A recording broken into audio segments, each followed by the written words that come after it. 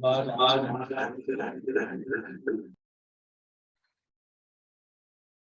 Krishna. So yesterday uh, we discussed about yoga. Krishna begins first time the concept of yoga in this Bhagavad Gita on the 48th verse. So yoga means equanimity, and then Krishna tells Arjun to reject all abominable actions, durena hevaram karma, or to give up this sakama karma, and he urges him from 50 to 53 verse to act in Buddhi Yoga. And he tells what are the benefits of Buddhi Yoga. So first benefit was no reactions. Second benefit was no birth and death cycles. Third is one becomes indifferent to the rituals of Vedas. And fourth benefit was fixed intelligence. And then we began the last section of this chapter, the Sthita Prajna, qualities of liberated soul. So Arjun is inquiring, what are these qualities of such a person who is situated in Buddhi Yoga or who has got Achala Buddhi? So he asks, what is his language? How does he speak? How does he sit? How does he walk? So then 55th verse we saw what are the general symptoms of Sthita Prajna. And 56th verse, Sthita Prajna's response to dualities. That's what was discussed, response to dualities. Especially we saw how Prabhupada so wonderfully brings out how devotee responds when there is a situation of distress, and how he responds when there is a situation of happiness, and how devotee is always very daring and active and free from attachment and aversion. So he is always fixed in his determination to serve Krishna. So we'll begin with 57th verse. Please recite.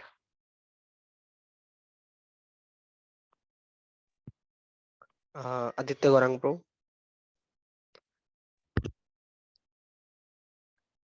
यः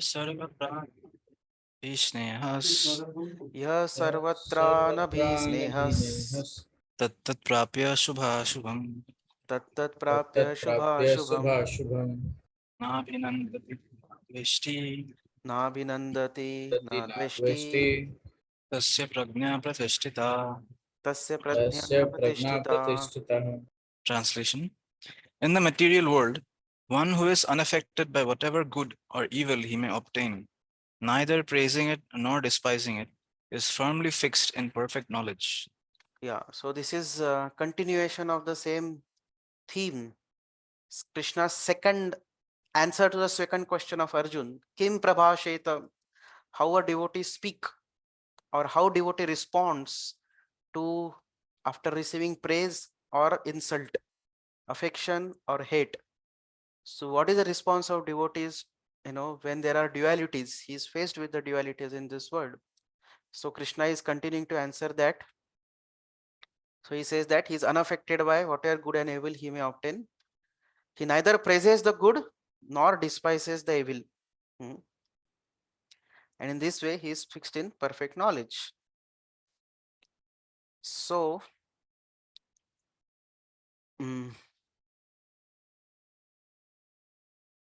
so basically he is telling anabhisneha. Anabhisneha means a devotee is devoid of specific affection for any living entity. However, since he has the quality of compassion, he has general affection.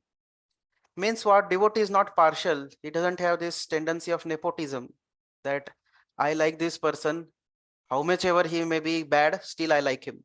The way Dhritarashtra was there, although Duryodhan was not a right person, but still he had too much of attachment for it. On the other hand,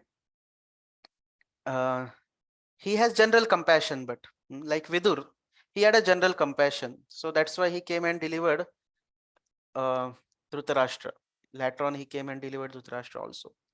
So in this way, a devotee is devoid of specific affection for any living entity, but due to quality of compassion, he has general affection towards everyone. Yeah.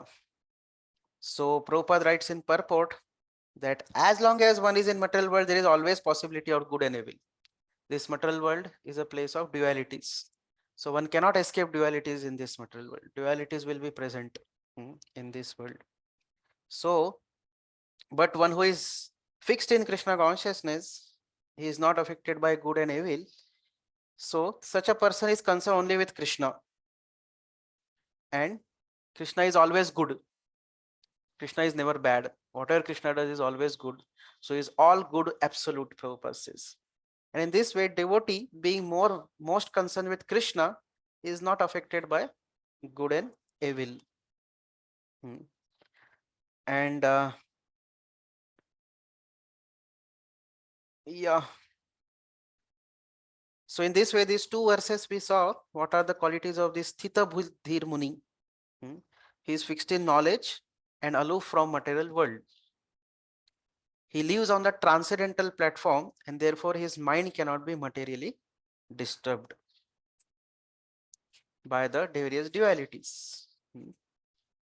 So these symptoms which Krishna has mentioned in this verse, they describe a Krishna conscious person, but sometimes they may describe a person who is impersonalist also, because even impersonalists exhibit this indifference to dualities of this world or going beyond the material world, going beyond the attachments of material world.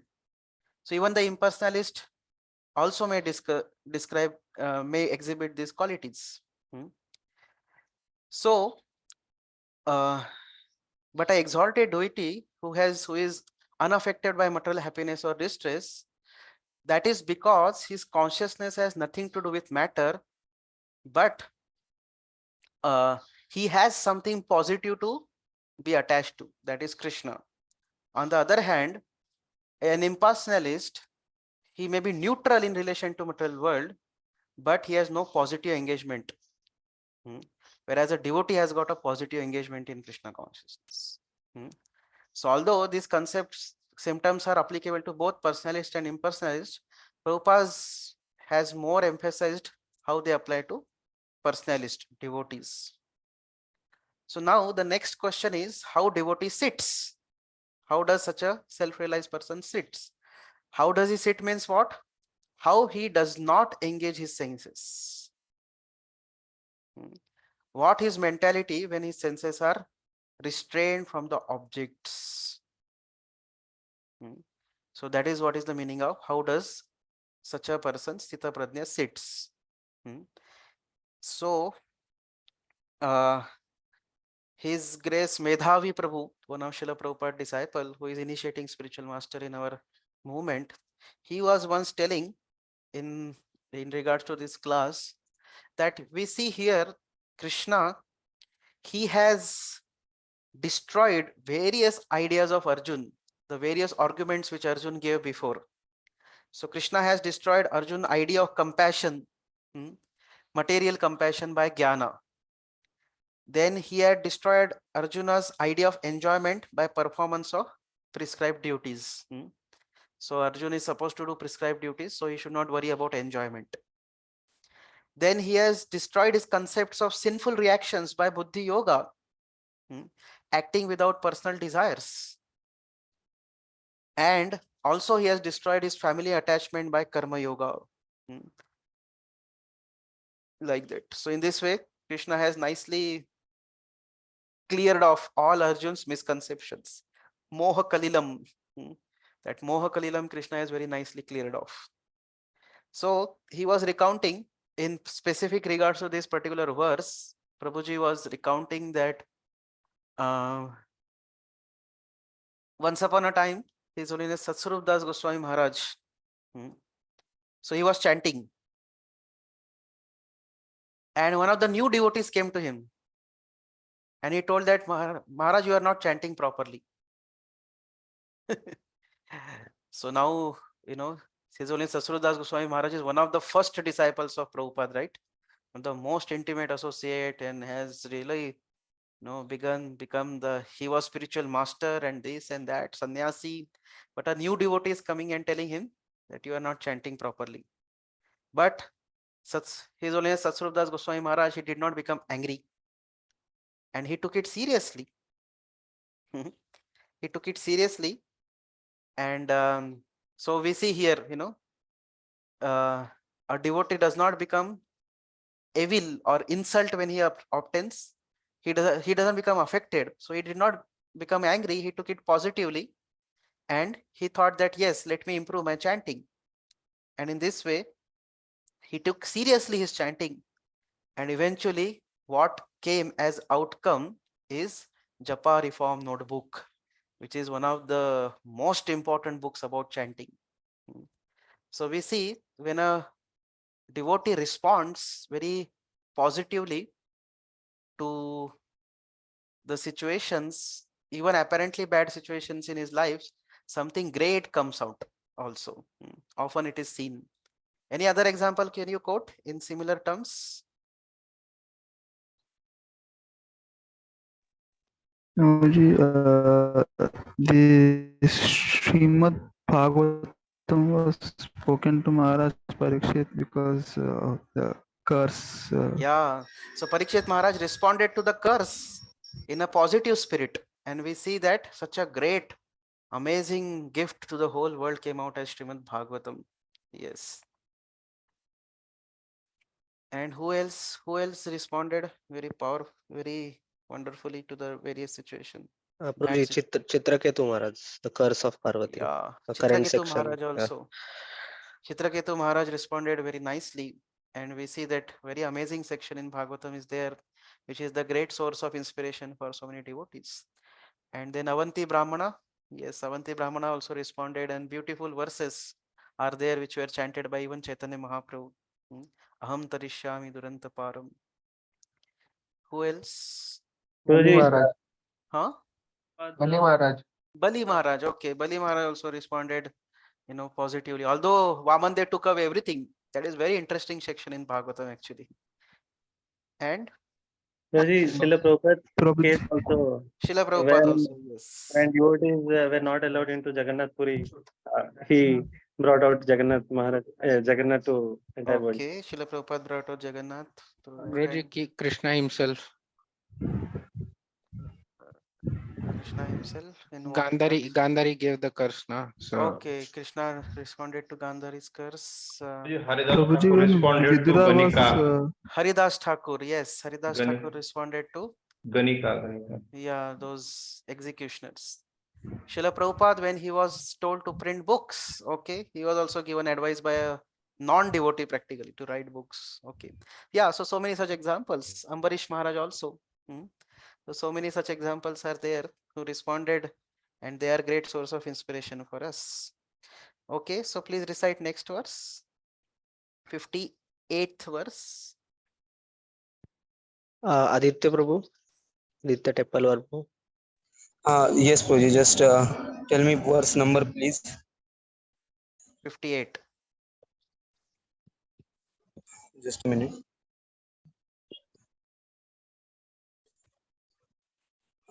Which one you said? 58. Oh, yes, Prabhuji.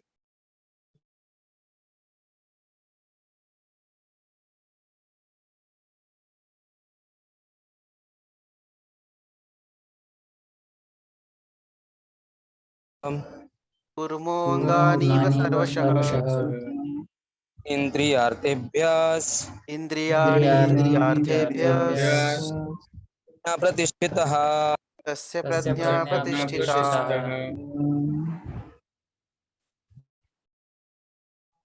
Translation. One who is able to withdraw his senses from sense objects as the tortoise draws his limbs within the shell is firmly fixed in perfect consciousness. Yeah. So now this verse onwards, Krishna is answering Arjun's third question. Sthita Prajna's sense control, how he sits. So this was the third question of Arjun. So now Krishna is addressing how basically Sthita Prajna is controlling his senses.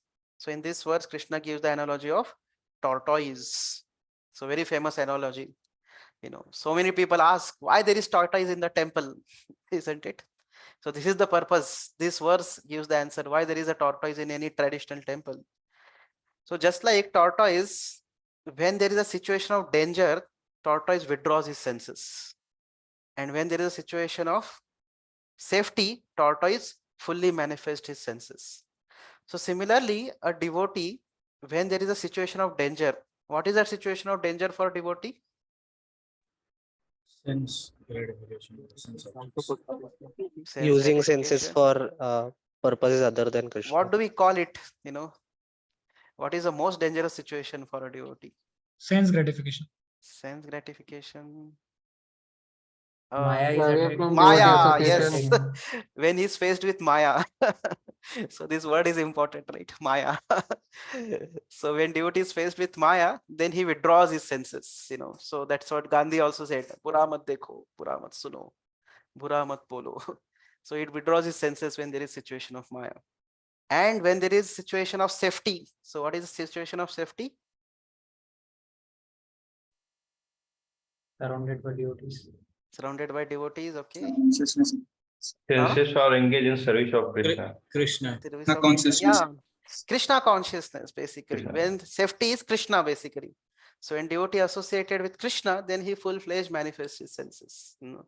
So when we come in front of deities, one should fully open one's eyes, even from the heart, and take the darshan of deities with full vision. Similarly, one should hear kirtans and classes with full ears. So in this way, one should manifest one's senses fully in front of Krishna. And when it comes to Maya, then one should withdraw one's senses.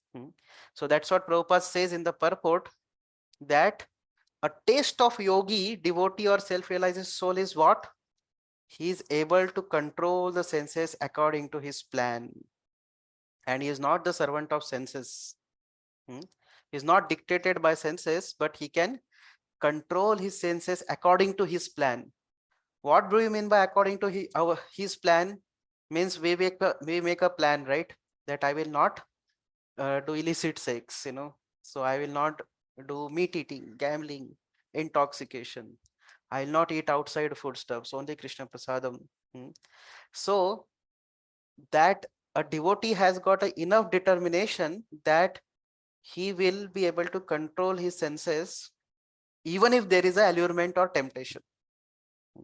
That's what such a person, Sthita Prajna, who has got Achala Buddhi, such a person, even though there is a temptation, still he can control his senses according to his plan. So,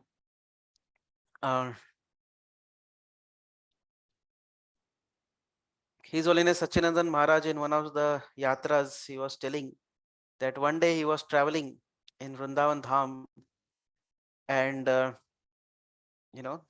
he was telling that while walking on the road, he saw some Matajis were taking bath in the bathroom, but villages, sometimes the bathroom is not so properly closed. So immediately he was thinking, oh, what is this? What kind of sight is this? And then he reminded himself that I have not come to Vrindavan for this kind of thing. The purpose of Vrindavan is that I want to just meditate on Krishna, just absorb my mind in Krishna. And immediately he was like, aloof from, although such a tempting sight was there, but he remained aloof. And one of the highest example is Hanumanji, right? Hanumanji went to Lanka, and what was his service? To find out Sita.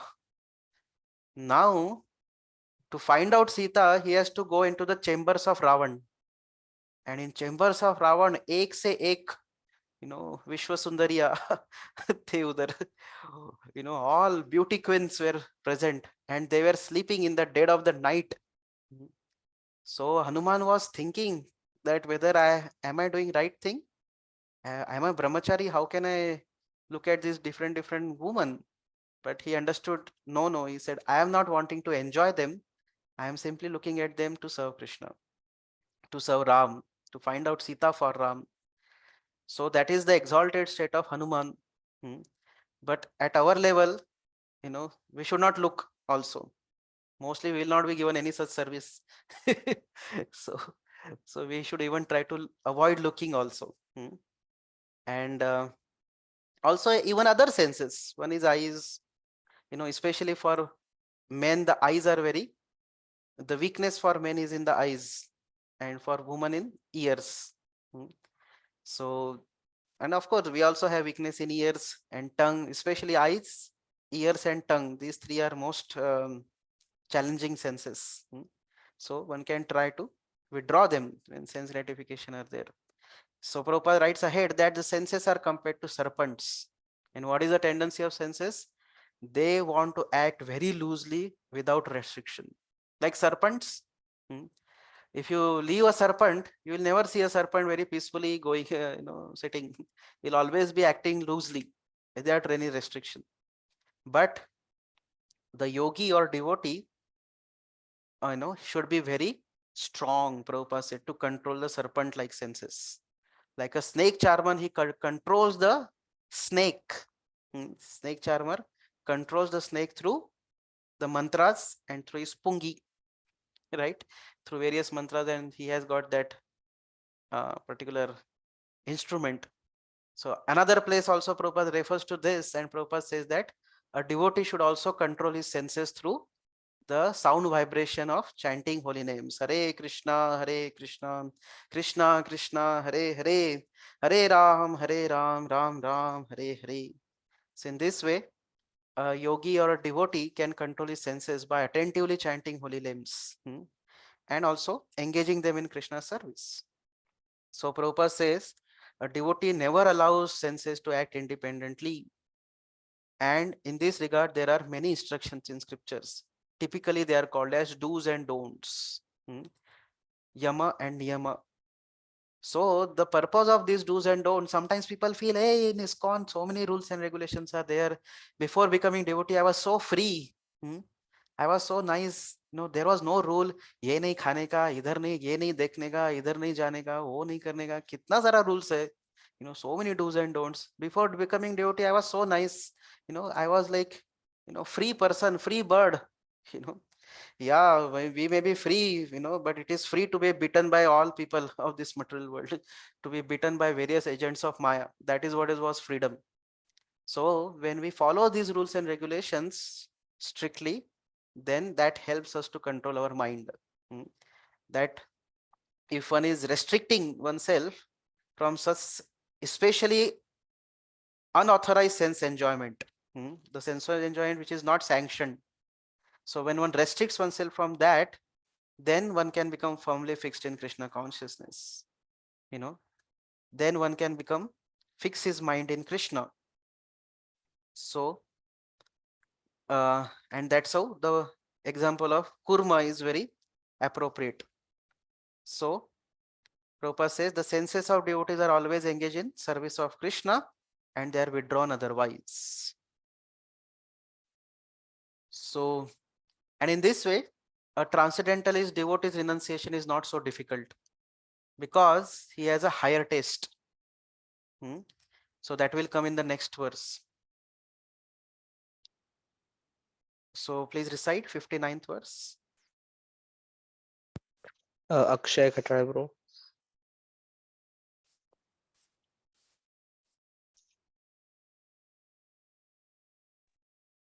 One minute, Prabhuji.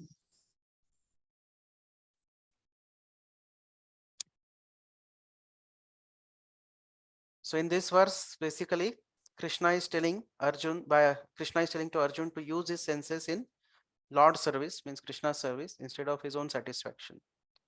Okay, 59th verse. Verse 59. Vishaya vinivartante. Vishaya Vinivartante. Niraharasya dehina. Niraharasya Niraharasya dehina. dehina. Samajam rasopyasya. Rasavarjam रसवर्जं rasopyasya. रसोऽप्यस्य Nivartate. Param Param drishtva drishtva nivartate. nivartate. Translation. Though the embodied soul may be restricted from the sense enjoyment, the taste for sense object remains. But ceasing such engagements by experiencing a higher taste, he is fixed in consciousness. Yeah. So this verse is experiencing a higher taste. Very, very famous verse and very important verse to be memorized. So now please read the purport. Purport. Unless one is transcendentally situated, it is not possible to cease from sense enjoyment. The process of restriction from the sense enjoyment by rules and regulation is something like restricting a diseased person from certain types of eatables. The patient, however, neither likes such restriction nor loses his taste for eatables. Similarly, sense restriction by some spiritual process like Ashtanga Yoga in the matter of Yama, Niyama, Asana, Pranayama, Pratyahara, Dharana, Dhyana, etc. is recommended for less intelligent person who have no better knowledge. But one who has tasted the beauty of Supreme Lord Krishna in the course of his advancement in Krishna consciousness no longer has a taste for dead material things. Therefore, restrictions are there for the less intelligent neophytes in the spiritual advancement of life. But such restrictions are only good until one actually has a taste for Krishna consciousness. When one is actually Krishna conscious, he automatically loses his taste for pale things. Yeah, so this verse is very, very important. Now, this verse Krishna is telling that although one may be restricted from sense enjoyment, still the taste for sense gratification does not go away. So have you experienced this? Like, you know, for example, sometimes we are told that we are restricted by the orders of Guru or by kind of voluntary acceptance of this particular rule, that the rule of suppose not eating non-prasadam. But despite that, if some favorite items which is not prasadam comes, then still that taste is there, right? Isn't it? The taste is there. So sometimes even the mouth starts watering also, isn't it? Although one may not go for it, isn't it? One may restrict, nahi nahi nahi, ye nahi khana hai, ye non prasadam hai, offered nahi hai. So still the taste is there, the desire to enjoy is there.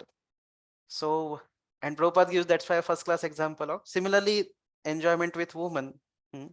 So all of us are like, trying to restrain ourselves from senses from kind of, illicit sex. But that doesn't mean that we have lost the taste for sex life, isn't it? So that's why Prabhupada says that the patient never likes such restrictions nor loses his taste for eatables.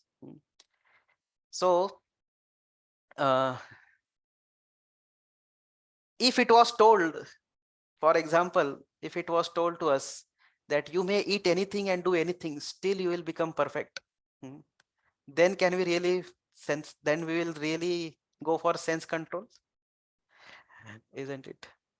If it was told no problem, you can eat anything and you can do anything and still you will not be at loss, you will not have any reactions, then will we do sense restriction?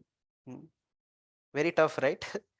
So in this way, that's why the patient neither likes such restriction nor loses his taste for such eatables or such sense gratification. So that's why Krishna is telling that that's why better way rather than just restriction, one should have a higher taste. And if there is a higher taste, then one can automatically give a lower taste. For example, for a hungry person, even dry sukha chapati is also very attractive. But somebody who gets a very nice plate of Rajbhog Prasad, for him, the dry sukha roti has no meaning. He automatically abandons it. Same way, when a devotee gets a higher taste, then all his different things, which are of this material world, which constitute sense gratification, they become pale. That's what Prabhupada says.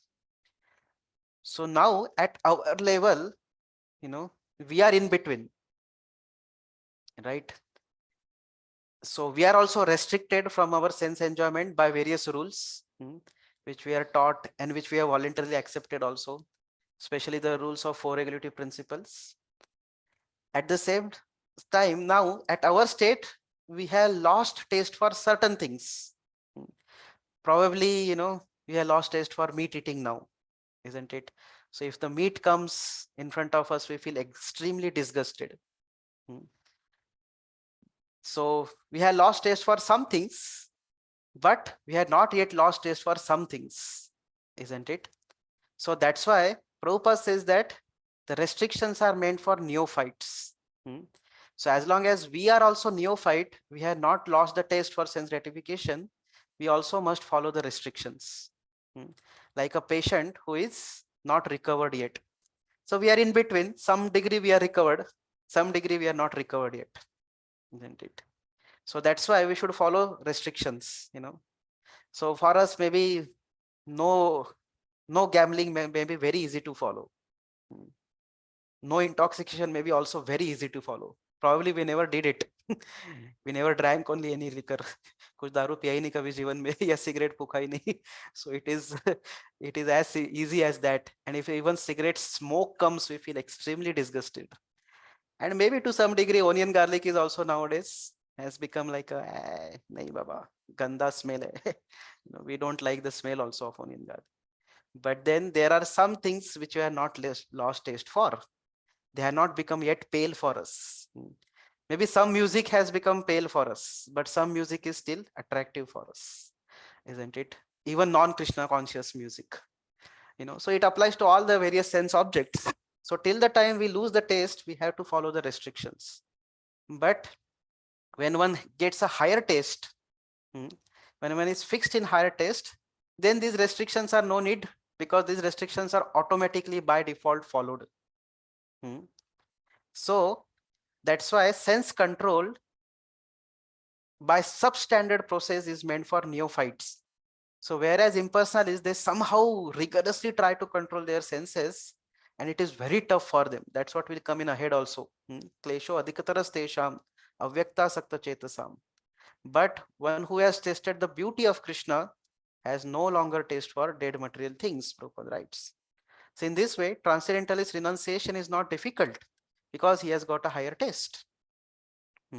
Especially Vaishnavas, because they engage taste their senses in Krishna's service. So they have got replacement for everything, isn't it? They have got replacement for each and every sense objects. There is a positive engagement. So for tongue, there is a Krishna Prasadam and there is Krishna Katha. For ears, there is nice Krishna conscious kirtans and Krishna Katha.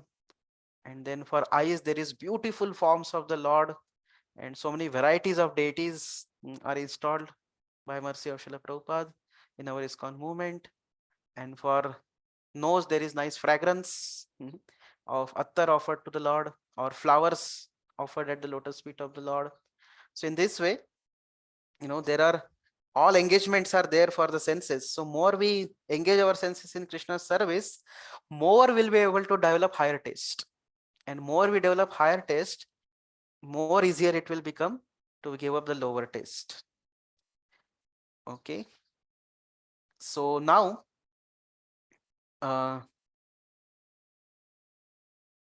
Krishna, next verses, from next 4 verses, Krishna is going to tell Arjun what is the danger in Arjun's plan to renounce and go to forest to gain knowledge, in order to so-called avoid sinful reactions. What are the dangers for it? That's what Krishna is going to speak from the next 4 verses. So please recite verse number 60. Aman Prabhu. Yes. Yato yato hi api kaunteya Yatato hi api kaunteya Shashya vipaschitah purushasya vipaschitah Priyani paramathi indriyani Indriyani paramathini Prasabham manah. haranti prasabham manah. Translation. The senses are so strong and impetuous, O Arjuna, that they forcibly carry away the mind even of a man of discrimination who is endeavoring to control them. Yeah. So now the secret of sense control, that's why Krishna has told in previous word, is developing higher taste is the secret of success. So one who is how much ever powerful one may be, but if he is not in Krishna consciousness, then he cannot control his senses by artificial repression. Mm. So one cannot just suppress the senses. He is sure to fail ultimately, because slightest thought of sense pleasure will agitate him to gratify his senses. Mm. So now Krishna is describing how the senses distract and degrade a person if he doesn't develop higher taste. What if a person doesn't develop higher taste, and even though he may do some artificial repression of the senses, then what are the dangers?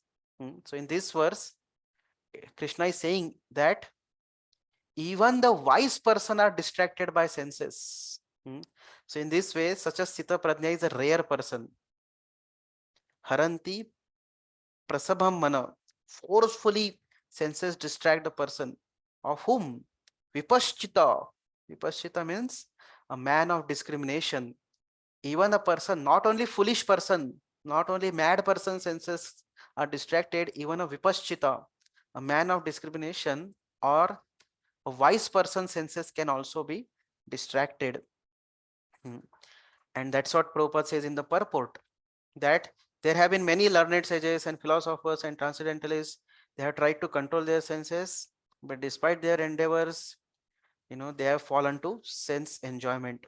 And the great example for the history is sage Vishwamitra. 60,000 years of tapasya he did, but when the Menaka came and Menaka did chan chan chan chan chan chan, the bangles, or some say payal of Menaka, that attracted Vishwamitra, and in this way he was distracted. So that's why without being fully Krishna conscious, it is very difficult to control the mind and senses. So one cannot seize material engagements, and so that's why Srila Yamunacharya Prabhupada quotes. Who was Yamunacharya? Anybody knows who was Yamunacharya? Spiritual master of Ramanujacharya. Yeah, one of the spiritual masters of Ramanujacharya, one sense grand spiritual master of Ramanujacharya.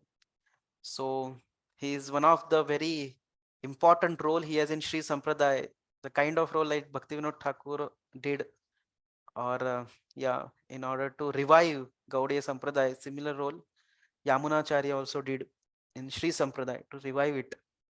So he says this very famous verse, Yadavadi mama cheta Krishna padara vinde navanavarasadhamni udyantarantu masit tadavadi batanari sangame smaryamane bhavati mukha vikaraha sushtu nishtivanam cha. He says that since I have engaged my mind in Krishna consciousness, I am experiencing newer and newer rasas every day.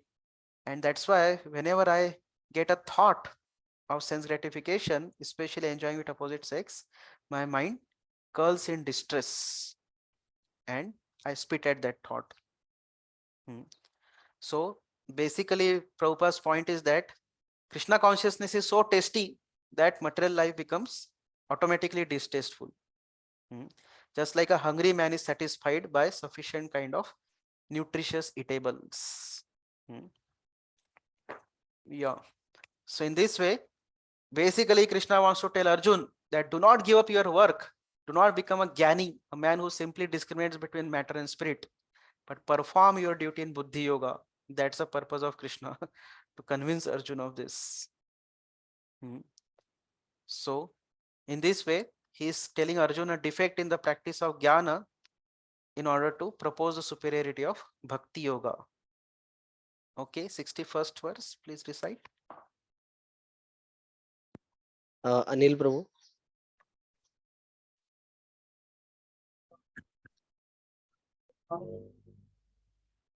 We are not able to hear you. Tani sarvani samyamya yukta asit manasah vashe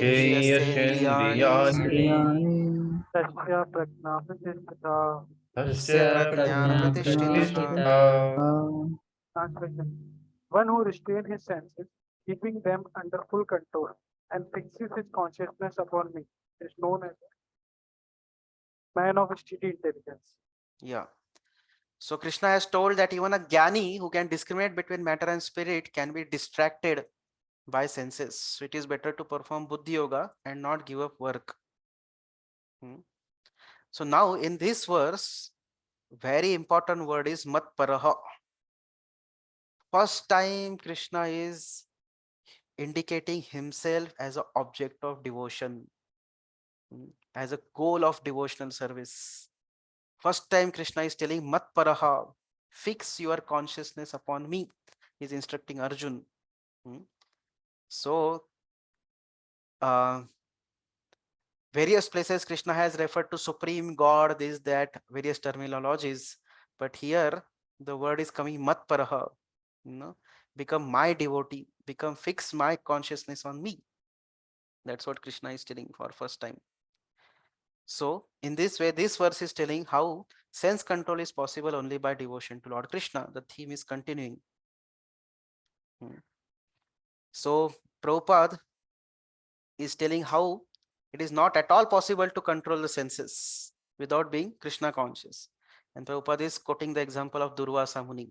Such a great sage, so much of tapasya, but he became unnecessarily angry with Ambarish Maharaj, isn't it? For a small thing which Ambarish Maharaj even did not do any wrong, still he became unnecessarily angry because of pride, and that's why he could not control his senses. Now, when Ambarish Maharaj was faced with Durvasa, he did not react and become equally angry with Durvasa. Ambarish Maharaj just kept himself very peaceful. So although Ambarish Maharaj was not a yogi or kind of renunciate or something, but he silently tolerated all sages' injustices. And in this way, Ambarish Maharaj emerged victorious. So although Durvasa was kind of renunciate, but he was unable to control his senses. He was unable to control his mind. He became angry for a small thing, Whereas Ambarish Maharaj, although apparently like a king and a kind of householder, but still he was able to control his senses. So it is not based on particular ashram, but it is based on the devotion one develops.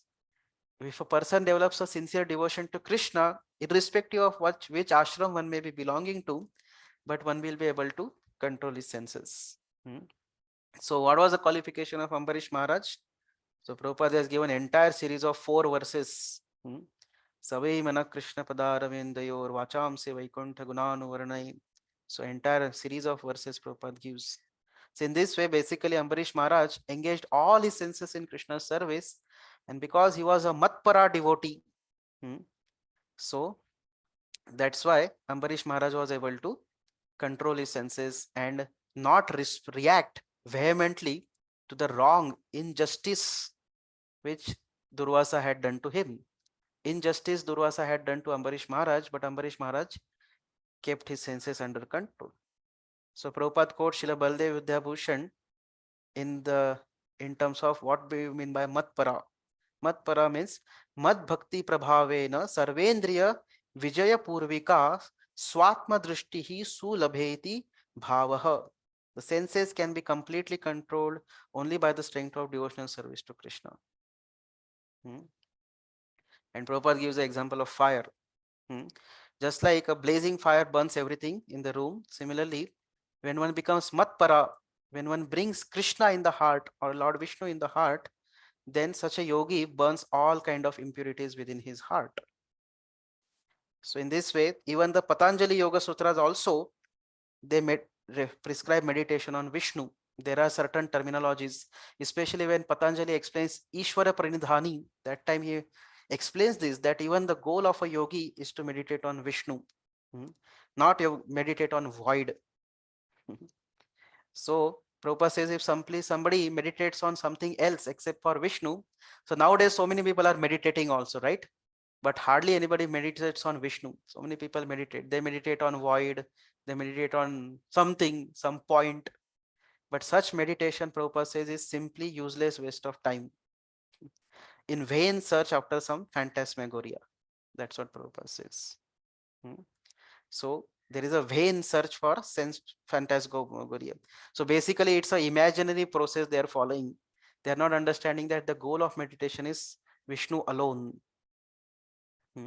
So that's how the verse in this word, the words mat para in relationship with me are very important, because first time Krishna is directly referring to himself as the object of devotion and stressing bhakti. So such a person whose senses are fully controlled, subjugated and engaged in Krishna's service, such a person is called pratishtita. His consciousness is fixed. Now, first half of the process described in these verses is restraint of the senses. So Krishna then directs one to fix his consciousness upon him.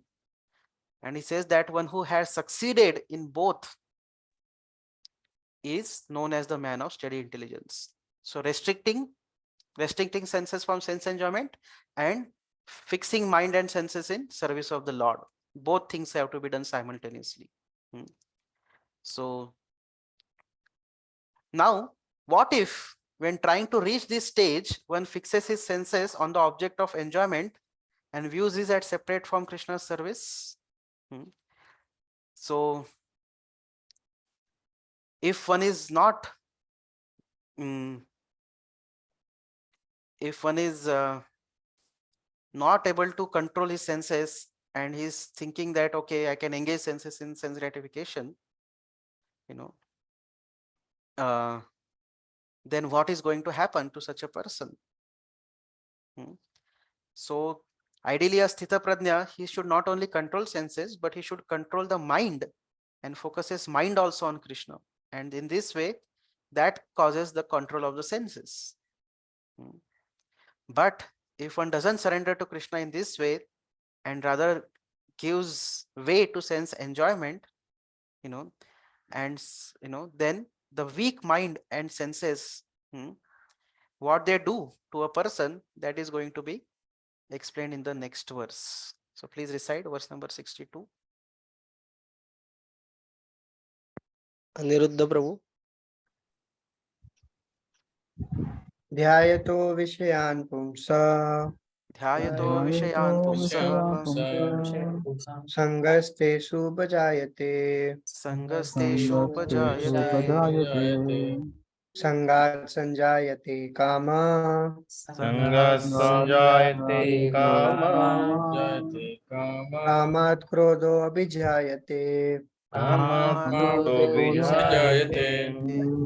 Translation: While contemplating the objects of the senses, a person develops attachment for them, and from such attachment, lust develops, and from lust, anger arises. Yeah. So this verse number 60, the word had come as pramathini. Pramathi means senses are very impetuous. Senses are so impetuous that even if one has knowledge, still senses can surpass one's knowledge. So one of the quality of sthita prajna is that he should carefully protect his steadiness in knowledge, jnana, from senses, just like one protects one's treasure. So this transcendental knowledge is our treasure, and a sthita prajna or a devotee should carefully protect his transcendental knowledge from the attack of the senses. Now, one who has already brought under control his senses, such a vashehi, such a person is called a sthita prajna. But sadhaka is a person who is attempting to do so. Now, if a sadhaka becomes careless, then what happens? That is what is going explaining 62nd and 63rd verse. The stages of fall down due to uncontrolled mind, that is being mentioned. So everything begins with contemplation. So Prabhupada says that senses require real engagements, and if they are not engaged in the transcendental loving service of the Lord, they'll certainly seek engagement in materialism. So if the senses are let loose, they are not engaged in the service of the Lord, don't think that the senses will shut themselves off. Senses will never do shut off. They will never do shut up. But they will seek material engagements.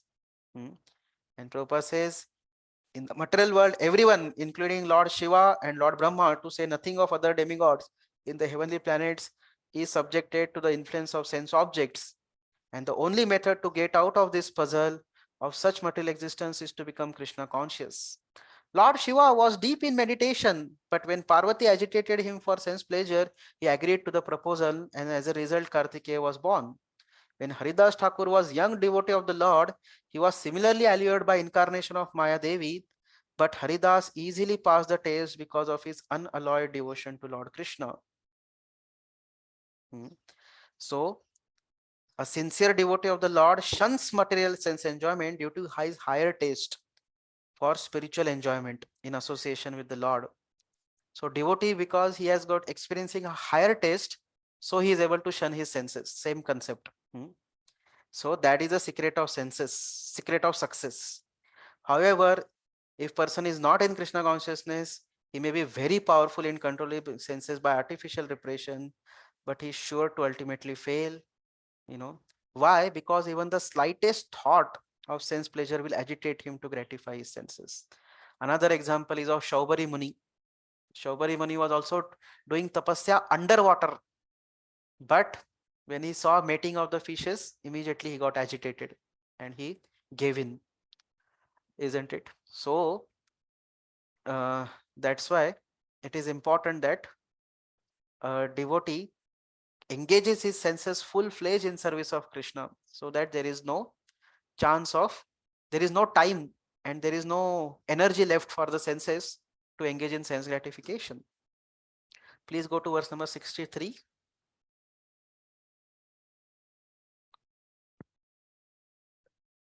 Ankush Prabhu.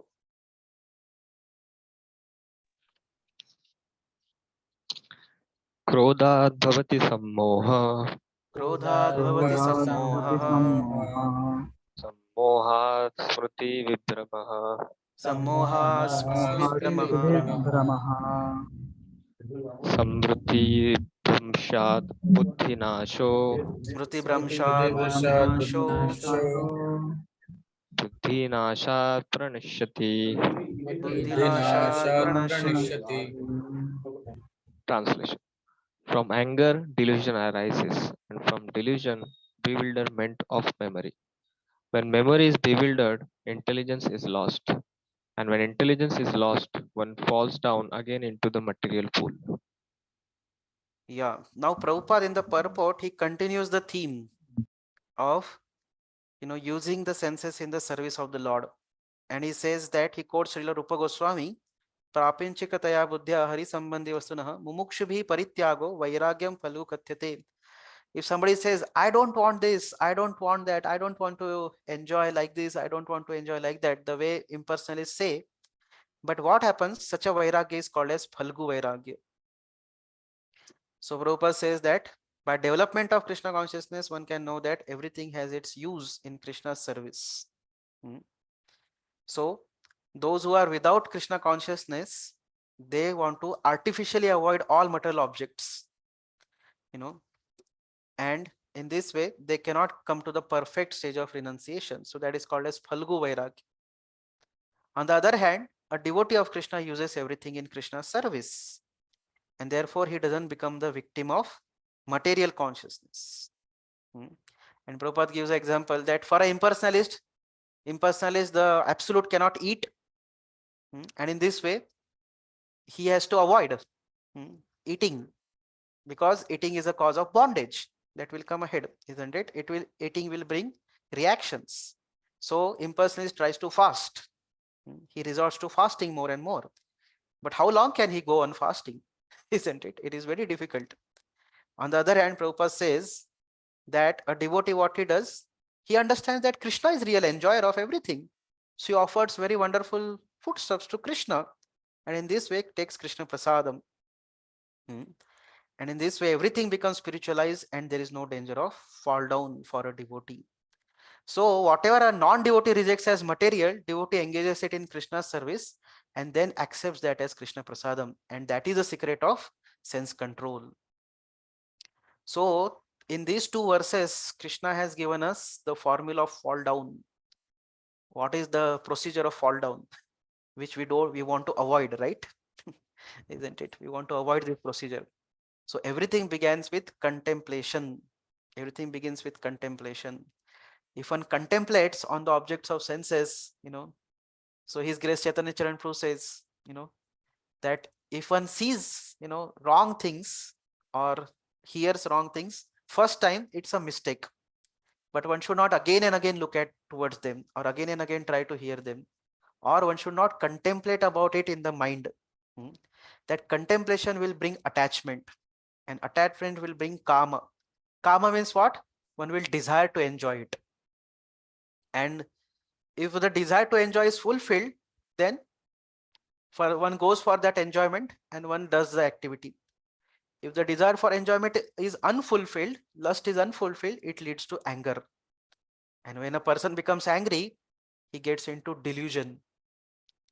That delusion leads to bewilderment of memory. Bewilderment of memory leads to loss of intelligence. Although one has heard all the philosophy, everything one knows, still one loses one's intelligence. One loses one's proper discrimination. And in this way, one falls down. So in this way, very important is that mind must be fixed on something. But if you don't fix our mind in Krishna, then the alternative result is it leads to fall down. So please recite verse number 64.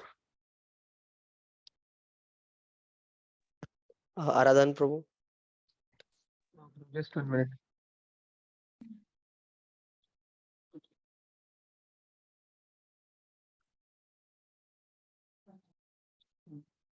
Actually, my page got refreshed. I am just looking at the verse here.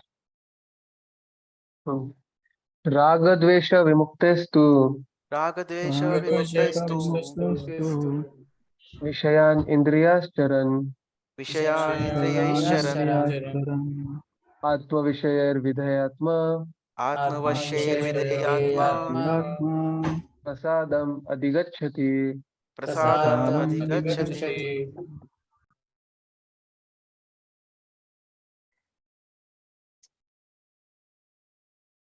Translation. But a person free from all attachment and aversion and able to control his senses through regulative principles of freedom can obtain complete mercy of the Lord. So we can note this very special term, Prabhupada's regulative principles of freedom. Generally, these two terms are contradictory, right? Regulation and freedom. But Prabhupada says regulative principles of freedom.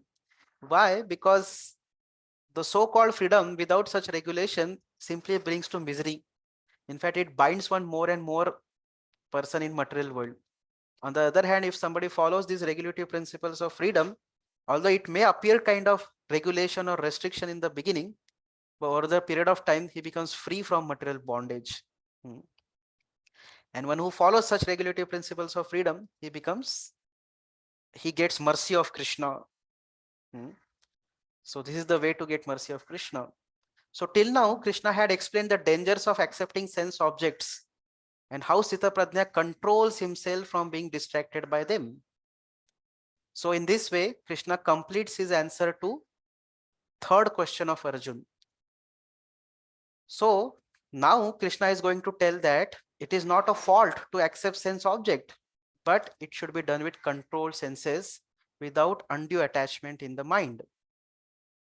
So in this verse 64 till last verse almost, Krishna is going to answer Arjun's fourth question. How does a Sthita Prajna walk? That means how does a man in transcendental consciousness, how he engages his senses? Previous one was how he restrains his senses. Now how he engages his senses. So that's what Krishna is going to speak. Has started speaking from 64th verse. So Sthita Prajna sense engagement, that is his walking. So 64th verse is talking about attaining prasada, one who is free from attachment, raga, aversion, dvesha, and then by vidheyatma, principles of freedom, one can attain peace or mercy of the Lord, that is prasada. So here prasada is not only prasadam to be eaten, edible prasad. This prasad here refers to mercy of the Lord.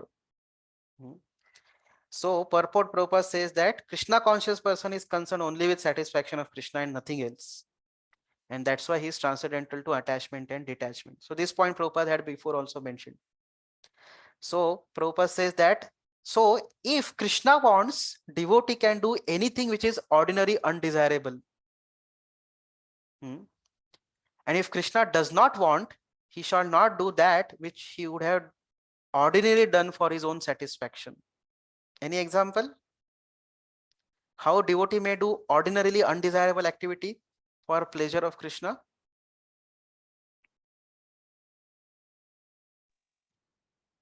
Like Prabhuji, Arjuna, on the moral plane, everyone thinks that war is not good, but because Yeah, Krishna desired, Arjuna was fighting. Arjun himself is the example, right? He would not have fought ordinarily with his relatives, but for Krishna's, according to Krishna's instruction to fulfill Krishna's desire, he acted and he fought the war. Yes, very good. Yeah. And then any example of if devotee would do anything ordinary for his own satisfaction, but if Krishna does not want, he will not do it. Any example for this?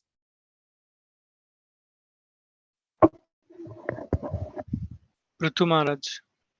Okay, Prithu Maharaj would have fought with Indra and he was about to kill Indra, but Krishna did not want him to kill Indra. So Prithu Maharaj stopped. Very good example, amazing example. Yes. So both examples are very perfectly given. So that's why Prabhupada says further that to act or not to act is not within the control of devotee. He has the control of his actions. He doesn't act simply by impetus or kind of some kind of just some, you see, what is that called as another word? Instinct. A devotee doesn't act by instinct. His actions are controlled. Why? Because he acts under the direction of Krishna.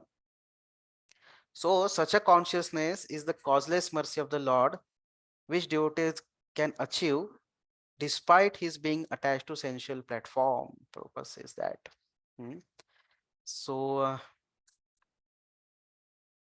So when with a controlled mind and fixed intelligence, a man in transcendence remains disinterested in combining the senses with sense objects, and such a person attains everything very auspicious. Whatever he does is auspicious, and whatever he attains is auspicious, and in this way he experiences full satisfaction. So even although Arjun is killing lakhs of soldiers on the battlefield, his activities are auspicious. They are not inauspicious. In general, killing is inauspicious, but that is done under the direction of Krishna, so it is auspicious. So we are done with our time.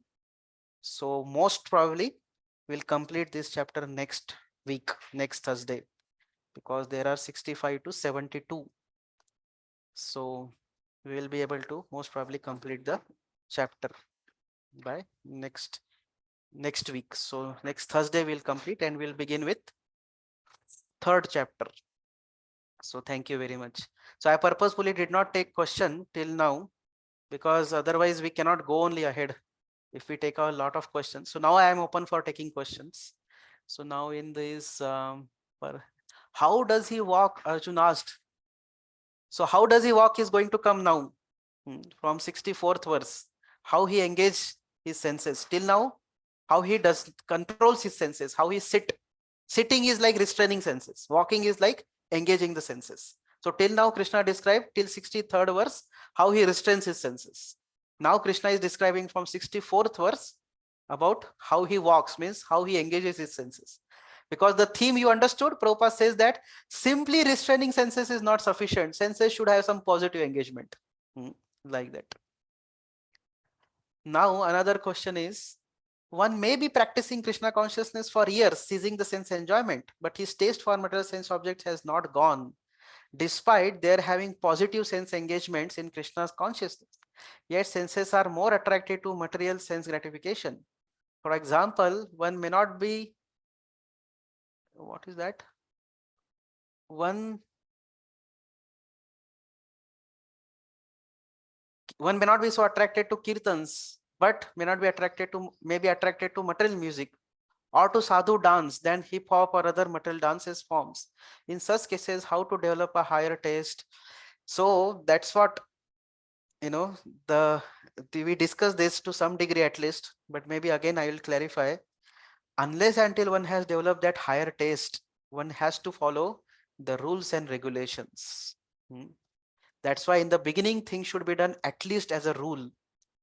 So there is, unless until one has got a natural disgust for material sense gratification and natural taste for Krishna consciousness, one has to do things out of regulations and rules. So this is the first step. First step is that one must do things out of restriction. Oh, this hip hop is music is not allowed. It is not good. So I should avoid it. Oh, this particular, materialistic form is not good. So I should avoid it. So first is that one should do it out of the rule, out of obedience. Obedience for Krishna or obedience for Guru. Now, while doing so, parallelly one can try to develop the taste, because only restrictions will not help. So that's why he has to full-fledged engage his senses in the service of the Lord. So that's why is specifically when a devotee sees that a particular form of sense gratification is still attractive for me, he has to counteract it and try to especially engages that particular sense in Krishna's service more, so that that senses become purified. For example, if some devotee feels that I'm getting attracted to some kind of cinema or something like that, so he should use his eyes to take beautiful darshans of the Lord. He should see videos of Prabhupada. He should take darshan of Prabhupada. He should take darshan of the deities, and in this way try to develop higher taste. So on one side, devotee should restrain his senses by following the rules. On another side, devotee should also engage his senses, full-fledged in the Lord's service, so that slowly the taste will develop. Third thing devotee should do also, he should cultivate the right knowledge. Because usually senses can overcome our knowledge also, but devotee should, that's why, regularly be hearing. So by hearing regularly, one's intelligence will become strong. Once intelligence becomes strong, intelligence will control the mind, and in this way mind can control the senses. So three things devotee should do. One is follow the restrictions, at least as a matter of obedience. Second, although there may be inclination to enjoy. Second thing, engage the senses, in the service of the Lord, whether one has taste or not. In fact, the taste will come by engagement. It's not that we cannot say that first I should get a taste for Krishna consciousness, then I will engage. No, first you engage and then eventually you'll develop the taste. Somebody says, first of all, I should develop taste for kirtans, then I'll hear kirtans. No, not like that. First of all, you hear the kirtans, then you will get the taste. Third thing, one should develop intelligence, because through this intelligence, one develops the power of discrimination. Oh, this is not good for me. This will bring to wrong things. Like, for example, if one hears a rock music, what happens? Our mind becomes highly agitated. So if a person understands this through proper knowledge, oh, it will simply disturb my mind. It will put me into passion and ignorance. So I should restrain from it. So in this way, proper knowledge and positive engagement and following the rules. That way one can develop higher taste, and it takes some time. That's why this exercise has to be done. Krishna will say ahead in a few further. Krishna is going to tell about it. Abhyasa yoga. Abhyasa yoga means, practice this. Abhyasa. Abhyasa means practice. You have to practice these things. It is not that immediately everything will be attained. One has to practice. How can we compare Lord Shiva and Haridas Thakur as one is Grihastha and one is Brahmachari? Oh, I don't know what is the relevance of this question.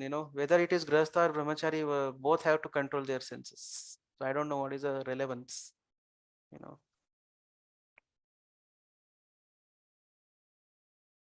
Yeah, Hare Krishna. Prabhuji, Well, means it's based on that. Now that was for progeny. Lord Shiva did it for progeny because he had to keep. Means there was that was destined. If he would not have given a child to birth to Kartikeya, some so demon would not have been killed. So it was like the for that thing it was there. But Haridas Thakur So, was anyways a brahmachari. so here we have to see Prabhupada is talking from one angle. Hmm. It is not that Prabhupada is not talking here from a Varnashrama point of view. Prabhupada is talking here from a point of view of sense control. Hmm. So now another question is also something similar, that Lord Shiva is always meditating on Lord Ram. So how we saw that Lord Shiva got agitated. So the point is that sometimes Krishna uses his great devotees to prove some principle. Hmm. Sometimes Lord Shiva may behave in this way as if he is agitated. Hmm. But Lord Shiva is the greatest devotee in general. Hmm. He cannot be agitated.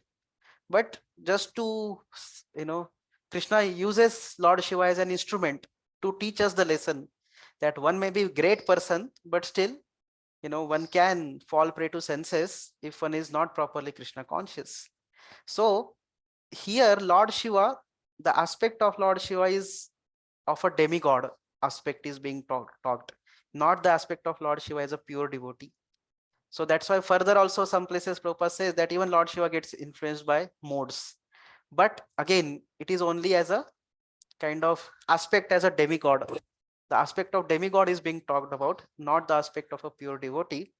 So in general, Lord Shiva is pure devotee always, and he's always controlled. He's always highest controller of the senses. But sometimes Krishna uses him as an instrument.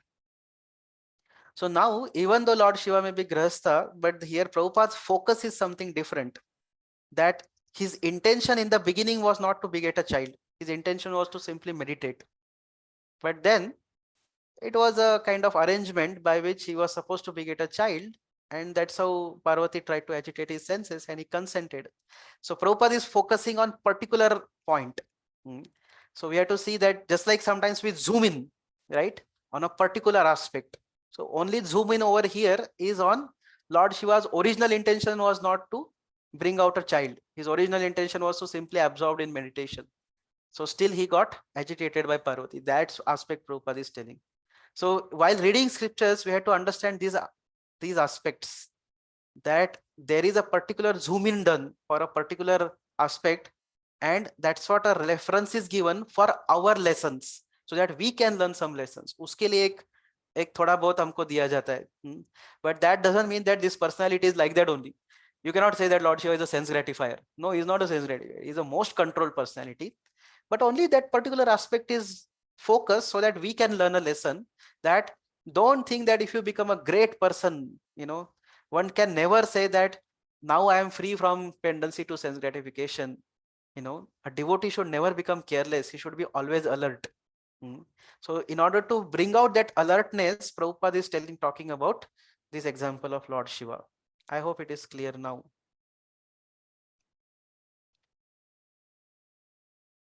Now another question is, Yes, Prabhuji, thank you very much. Yeah. Now another question is how to practice sense control when higher taste has not yet developed. Is that equal to artificial repression or something different? Yeah. So, so this is what we discussed just now. There was before this question was there, same question was there. Sometimes people feel that is it not artificial repression? Yes, if it is, if one does not engage one's senses in Krishna's service and doesn't give positive engagement to the senses, then surely it will become one day artificial repression. So that's why it is very much important that, especially that's what I was mentioning this point, that wherever we have weaknesses, those places, especially in general also, we should engage all our senses in service of the Lord. That's why Prabhupada gave example of Ambrish Maharaj. But especially it is so that where our senses are, little weak in terms of sense gratification. For example, if we have great, weakness in hearing, some rock music or Bollywood music, then especially we should hear kirtans more. Especially we should hear Krishna Katha more, because that's where our tendency is for, sense gratification. Now, how to develop higher taste? So that's what I told in the beginning. Restrain senses. Second thing is engage the senses in Krishna's service. Then they will get higher taste. Another very important way to develop higher taste is to serve and associate with those people who have got that higher taste. So from the pastime of Narada boy, if we read that section of Narada boy, so Narada boy, he served these Bhakti Vedantas. He served these Bhakti Vedantas, he associated with them, he heard their instructions, and in this way Narada boy says Ruchim Prajayate. So how he developed that Ruchi, Narada boy? Because of association and service to the great souls. So that's why Prasangam Ajaram Pasham Atmanah Kavayo Vidu. So when one associates Sa eva sadhushu kruto moksha dwaram apavrutam. When associate with great sadhus who have developed that taste, by their association we get positively influenced. In that purports, Prabhupada says also that Krishna consciousness is like an infection in a positive sense. Just like, somebody has a good particular disease, if contagious disease, any other person comes in his contact, he also gets a contagious disease. Prabhupada says that similarly, Krishna consciousness is also contagious like that, but it is a positive way. So if somebody has got that higher taste, then one, by his association, one can also develop that type of taste. So that's why one should be very eager to associate with great souls who have developed that type of taste. Actually, superior association of great souls is a very important factor in developing higher taste. Then can you explain more about the last line of purport of 2.64? Yeah, I thought that such question is going to come. This consciousness is the causeless mercy of the Lord, which the devotee can achieve in spite of his being attached to sensual platform. So this is about a kind of sadhaka.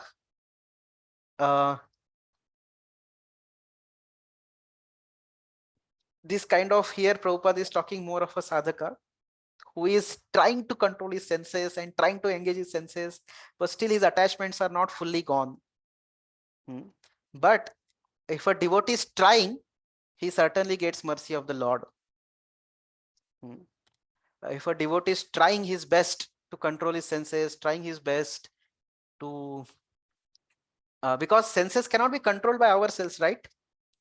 We are not the master of senses. Who is master of senses? Krishna. That's why his name is Rishikesha. Rishikesha is the control of senses. But if a devotee tries his best to control his senses, a devotee tries his best to engage the senses in positive activities, then, Krishna becomes very compassionate on him. This fellow, he's having that taste for sense enjoyment, but still he's trying to restrain himself. Still he is trying to use his senses in my service. So Krishna feels compassion for that devotee, and in this way he attains the mercy of the Lord. So, and in this way he develops that consciousness. He becomes firm, fixed in the consciousness to act only for Krishna's pleasure and not otherwise. So those efforts are pleasing to Krishna, and in this way he gets mercy. That's what is my understanding. If you want, you may further ask other devotees also, but that's what is my understanding. All right.